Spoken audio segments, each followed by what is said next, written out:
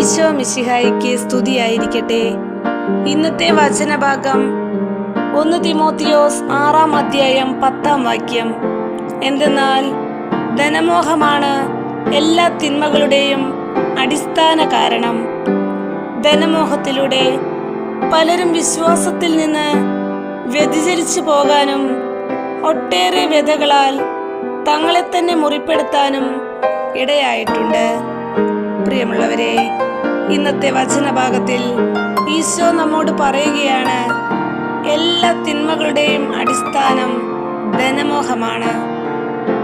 ഇതിന് ഏറ്റവും വലിയ ഉദാഹരണം ഈശോയുടെ ശിഷ്യനായ യൂദാസ് വെറും 30 വെള്ളിക്കാശിനു വേണ്ടി തൻ്റെ ഗുരുവായ ദൈവപുത്രനായ ഈശോയെ ഒറ്റിക്കൊടുത്തു.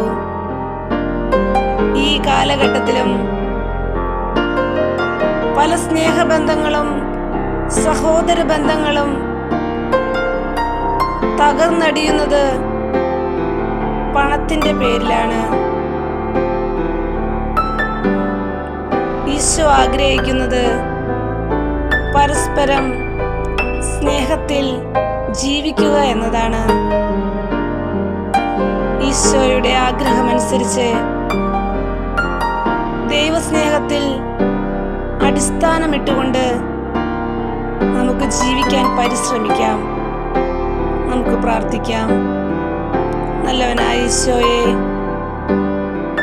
അങ്ങയുടെ സ്നേഹത്തിൽ അടിസ്ഥാനമിട്ടുകൊണ്ട് ജീവിക്കുവാൻ ഞങ്ങളെ ഓരോരുത്തരെയും അങ്ങ് അനുഗ്രഹിക്കണമേ.